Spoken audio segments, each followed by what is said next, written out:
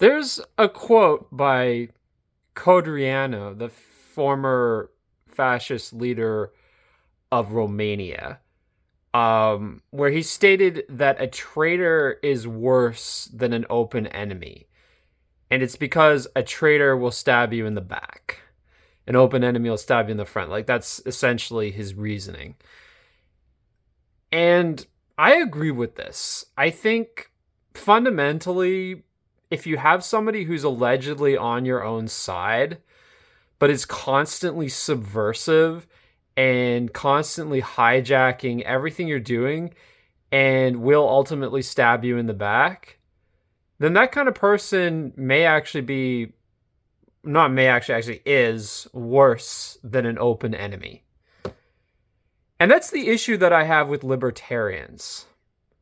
Fundamentally speaking, I think each and every one of them would stab the rest of us in the back, because libertarianism, okay, maybe I'm exaggerating. Maybe not literally every libertarian would do that, but I'm saying libertarianism as a whole is an ideology that I think would stab the rest of the right in the back any day. And that's because they are so devoted to these principles that ultimately these principles mean more to them than truth or logic or justice or any kind of rational thinking. These libertarian axioms, which to them are indisputable, innate, and inalienable. Now, the thing is, why is libertarianism so bad? Like, honestly, I think in some ways, libertarianism is actually worse than leftism and wokeness. When arguing with libertarians, when discussing things with them, when debating their beliefs, I've come to realize that what they want is actually insane. And it's actually probably worse overall than what the woke left wants. The only issue is that the woke left simply have had more power, so they've had a greater ability to actually enact their agenda, whereas libertarians haven't been able to go quite as far with it, and they haven't had quite as much power yet. But what I'm seeing now with Trump and Musk, with Doge especially, like Department of Governmental Efficiency, just slicing spending everywhere across the board, even in areas where there is no overspending, even in things that are already underfunded, like the national parks, for instance, and important. Like, when I see that sort of thing just across the board, I'm realizing that radical libertarianism is starting to seep into the highest levels of government. Not only that, but I see a lot of otherwise intelligent people on the right embracing libertarian ideals, or at very least defending them. Even if they don't fully embrace them themselves, they will argue on libertarians' behalf. They will hold water for them. They will cuck for them. So why is it that libertarianism is so bad? Okay, I'm going to go for some very low-hanging fruit here, and I'm going to address libertarianism in its most extreme form. Now, many libertarians would say, well, that's not what we believe. Not all of us. We're not all that extreme. To that I say, maybe that's true, but all of you guys will defend the people who are. It's just like with leftists. Maybe not every leftist supported the Black Lives Matter shootings in Dallas of those police officers, but nearly every leftist will at very least kind of defend or deflect or hold water for the people who do support it, which makes them, in my opinion, to some extent complicit. Like, if you're willing to deny, downplay, or defend something, even if you don't really support it, you're still kind of condoning it. So, and I mean, leftists have used this argument forever with, like, anything to do with Nazism or fascism. So, like, yeah, I mean, you could use this argument for libertarianism also. Like, yeah, there's a lot of people who may not be radical libertarians, but they're sure as hell willing to defend those people. They're sure as hell willing to say, well, they're not that bad, or, oh, there's not that many of them. But it's like, I'm sorry, but they're everywhere. Like, when I was in the United States last year, I was seeing fucking don't step on snake flags everywhere in red states. Like, they were all over the fucking place. I was seeing so much libertarian imagery all over the red states. Not much in blue states, but in red states, all over the fucking place. Like, especially, like, I was in Iowa, Nebraska, Utah, and I think those were the main like red states I was in. Michigan's kind of a purple state, and I saw some of it there, but not as much. Um, but yeah, as far as red states, yeah, I saw a ton of it in those particular states. Arizona also. Arizona's more of a purple state, so I saw a bit there, but not that much. But yeah, in Utah, Nebraska, Iowa, I saw this kind of stuff just everywhere. Like the libertarian imagery was ubiquitous. It's interesting. I saw a lot in Utah, even though they're Mormon. I guess maybe not everyone there is Mormon, or I guess bizarrely there's some Mormon libertarian overlap, despite libertarianism being very antithetical to Mormonism in some ways. I don't know what's going on there. But I'll say this, yes, it is ubiquitous, and it's very ubiquitous online. Like on Twitter, on Facebook, on YouTube, I see people in the comments everywhere with libertarian views. And like, yeah, there's always the dead internet theory, the theory that like online half the people you're interacting with are potentially bots or AI or whatever. But nonetheless, they can't all be bots or AI. Like there has to be a lot of actual libertarians out there. And I'm sick of people saying that it's just a fringe minority. Maybe like the most extreme form of libertarianism that wants absolute zero government is a fringe minority. But I'd say people who want a bare bones government are actually quite a sizable number, especially in the US and especially among people who take part a lot in online discourse or even IRL discourse, because I saw a lot of IRL libertarian imagery in the red states when I was in the US last year. So yeah, I mean, I don't think it's as much of a fringe minority as people are saying. And let's be honest, whenever people say something's a fringe minority, it's usually because they're covering for those people. Like leftists do it all the time when they say like, oh, the people who support violent Black Lives Matter action are just a small minority. It's like, no, it's bullshit. They're not a small minority, and you're holding water for them. You're covering for them. It's the same with right-wingers. Like we do it too. Like I've done it in the past. I admit it. Like saying like, oh, the people who actually support unironic exterminationism are a small minority. Okay, actually, my exterminationism might be a small minority. That's true. But I will say the people like willing to engage in some form of violence are not a small minority. And I'm not even saying I'm condemning those people or I'm not when it comes to violence, I strictly do not, I don't want to say anything implicating or whatever. I'm just going to say this. It's not necessarily a small minority. And I'm sick of can we just cut the bullshit? Like, I get that people don't want to implicate themselves by like condoning anything, and I'm not condoning anything here, but I'm just saying it's not a tiny minority, and I'm sick of pretending that it is. Okay, that's just a lie that we tell. It's a lie that people tell for PR. People do it on the left, they do it on the right, they do it on every side of the spectrum. And with libertarians, okay, it's not even necessarily like violence per se that they're denying. It's that they're denying that there's a lot of like radical libertarians out there.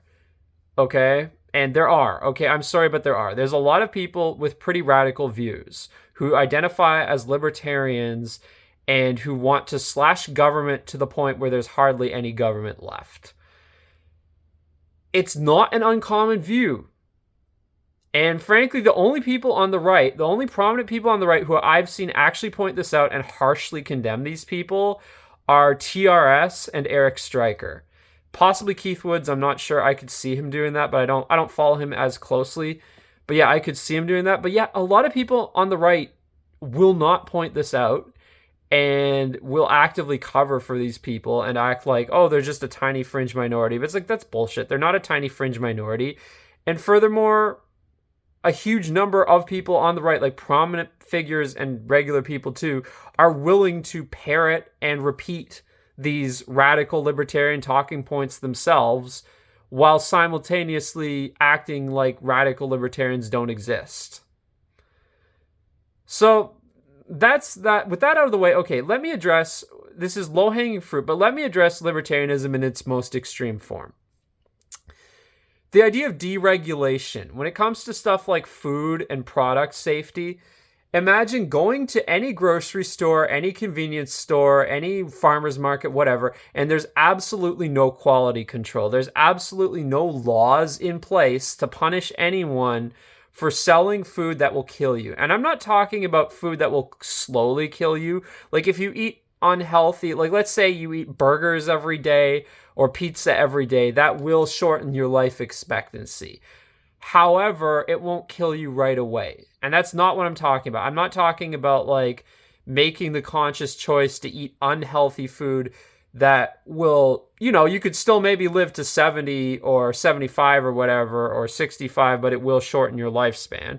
I'm talking about stuff that will kill you right away. I'm talking about being literally poisoned and dying on the spot, or dying very soon afterward. And I'm saying in a libertarian state that has no quality control, where there's no legal repercussions for like putting actual fucking poison in your food, or for like using ingredients that are extremely dangerous, or just having no quality control at all.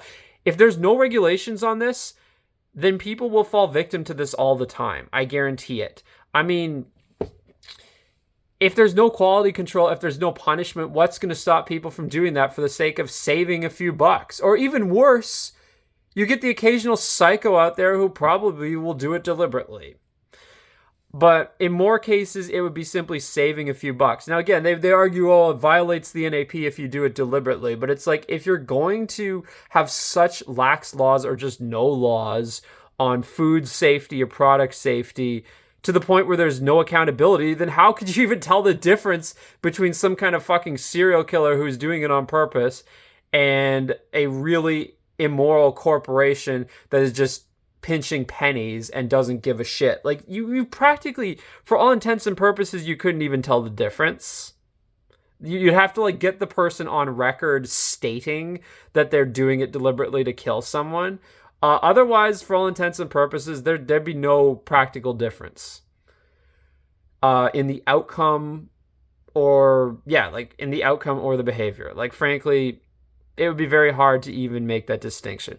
But furthermore, regardless of whether the person is poisoning you on purpose or just because they don't care, my point is, having absolutely no laws, no quality controls, this sort of thing would be ubiquitous. And their defense is like, okay, they have two arguments and both are really stupid. Their first defense is like, oh, well, the free market will sort it out. It's like, okay, the free market will sort it out. That doesn't sound very reliable to me. That sounds like, okay, it sounds like, for instance, relying on Google reviews for what restaurant you go to. Normally, if I go to a restaurant, I check the Google reviews beforehand. And yes, normally it's reliable. If a restaurant has good reviews, it's probably good. If a restaurant has bad reviews, it's probably bad. But occasionally one will slip through the cracks. Occasionally I will go to a restaurant that has really good Google reviews and it ends up being pretty fucking mediocre. And it's one thing to trust, like, oh, I spent $30 at a restaurant and it was mediocre. It's one thing to have that outcome, but it's another thing to have an outcome where you could potentially die or get very sick or become disabled or whatever because you eat something or you use a product or whatever that is extremely dangerous, and that, the free market review system or whatever, for some reason, had it wrong. Like, I just don't try. Like, I'm not saying government is 100% effective, but I'm saying if you at least have regulations in place, there's more of a chance that there will be accountability rather than relying on the free market. And again, it's like, if you rely on the free market, how are you supposed to even know? It's like, oh, I trust the local grocery store. Okay, what happens if you travel somewhere? If you travel somewhere, then you're taking your life in your own hands because all of a sudden you don't know the people who own the grocery store there.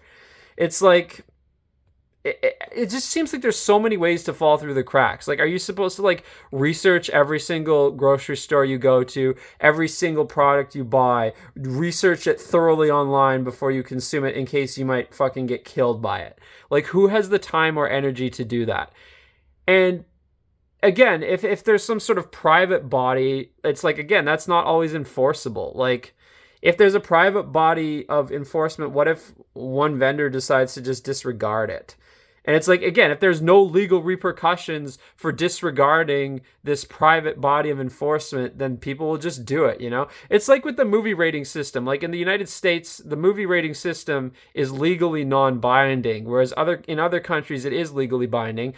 And it used to be that there was sort of like this gentleman's agreement that like movie theaters would not release unrated films. But now they've just gone back on that. Like the latest Terrifier movie was unrated and it was released in a lot of mainstream theaters and made a lot of money for a movie like that.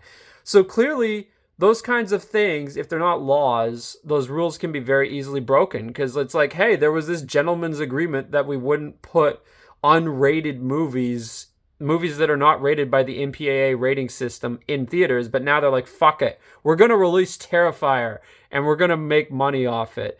And people are going to see it, and kids are going to see it, and we don't give a shit. I don't know if they're actually letting kids see it, but my point is, it's very easy to fall through the cracks if something is not legally enforceable. If there's no actual legal penalty for something, if the only penalty is like social or economic, but not legal, it's much more easy for things to fall through the cracks.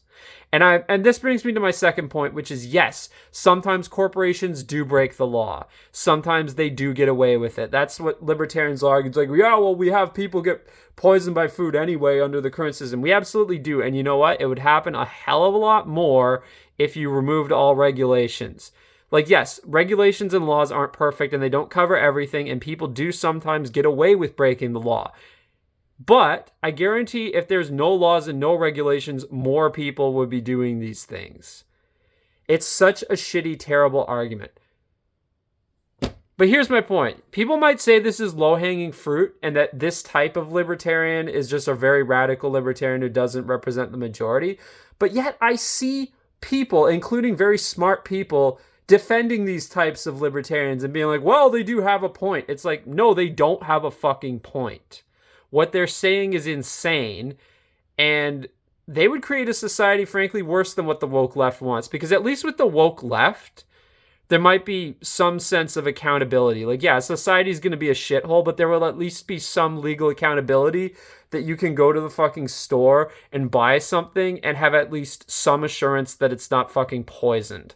Whereas with libertarians, there is absolutely no guarantee of that. And they're like, well, you just got to be responsible, pull yourself up by your bootstraps and fucking research every single product you buy to make sure it's not poisoned. But it's like, okay, what if the product you buy is a fake knockoff and you have no way of knowing it? Like, there's so many ways you could fall through the cracks. And it's just... Firstly, libertarians, they assume that everybody is like a 150 IQ entrepreneurial ubermensch who's like a self-made man. And it's like, no, not everybody's like that. The majority of people don't have that level of agency. I don't. And frankly, most people don't. Like, I'd say 95% of people probably don't. And it's like, okay, so you're basing all of society around that, like, these people, this like hyper ubermensch type people who have so much agency that they can fucking research every product they buy before they consume it. And it's like, you know what? Even with those people, I don't believe that they can't fall through the cracks. Let me tell you, in my work experience, I've had bosses who are those people, like who are like the hyper productive ubermensch type people. And even they make mistakes. I know people like that, even they make mistakes, and sometimes they make big ones. They're human too. And I'm talking, like, I don't want to dox myself by going into details, but I'm talking about, like, the ubermensch of ubermensch. Like, I do know people like that, okay? Yes. And even people who are, like, the ubermensch of ubermensch, who are in, like, the top 1% or even 0.1% of, like, most productive, most responsible... highest agency people, even those people make fucking mistakes, and they can make big ones sometimes. And if every time you go to the grocery store, you're taking your own life into your fucking hands because you might eat poison, even those ubermenschen, even those high-performing alpha male, extremely high agency people, even those people will sometimes fall through the cracks and fuck up and make a mistake and die as a consequence in that kind of system. I guarantee it. It could happen to anyone. It could happen to fucking Leonardo da Vinci. Leonardo da Vinci could go to the grocery store and think he's buying something safe, but because it's a knockoff brand, he fails to, like, he could fall through the cracks in this kind of system. Anyone could. Literally anyone could. Okay, this system is just so unreliable. It's so lacking in basic protections, basic consumer protections. And again, I'm not just talking about food. I'm talking about chemicals. I'm talking about household products. I'm talking about cars. I'm talking about anything. Like, when there's absolutely no legal quality control and no legal consequences, absolutely, people are going to be dying left, right, and center, or getting injured, getting poisoned, getting hurt, getting disabled because of this total lack of standards. And people are like, well, in a high trust society, it's like, do we live in a high trust society? I don't think so. And frankly, even when it was whiter, no. Like, we've always had some amount of corporate corruption. Look at Teflon frying pans. Like, can we blame non-whites for that? Like, no. Like, white people do this shit too. Frankly, the only people who maybe, and I stress maybe, libertarianism might work with, like this kind of libertarianism, is maybe Scandinavians or Japanese, because those people are so hyper high trust that you can have like some like 10 out of 10 hot 20-year-old girl wearing like super revealing clothing decide that she's going to go sleep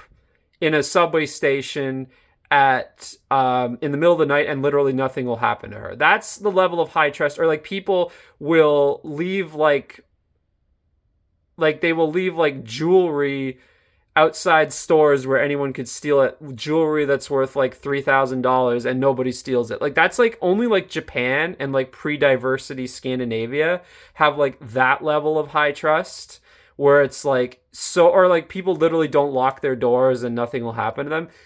I don't even think Americans, Canadians, or Anglos in general have that level of high trust. It's like, when the United States was being first settled, the Anglos would make fun of the Scandinavian immigrants, because the Scandinavian immigrants, when they left their houses, would leave their keys in front of the house on a hook as a symbol to show that they're not home. And that's how high trust they were, that they would just leave their keys out for anyone else to just rob them, burglarize them. And it's like, even white Anglos and white Celts, like Scots and Irish, found that behavior idiotic, and they made fun of the Scandinavians for being too high trust. And it's like, maybe it'd be better if we were all like the Scandinavians, but you know what? We're not, okay? Even regular, like, fucking Anglo, Scottish, Irish white people aren't that high trust, or French or whatever.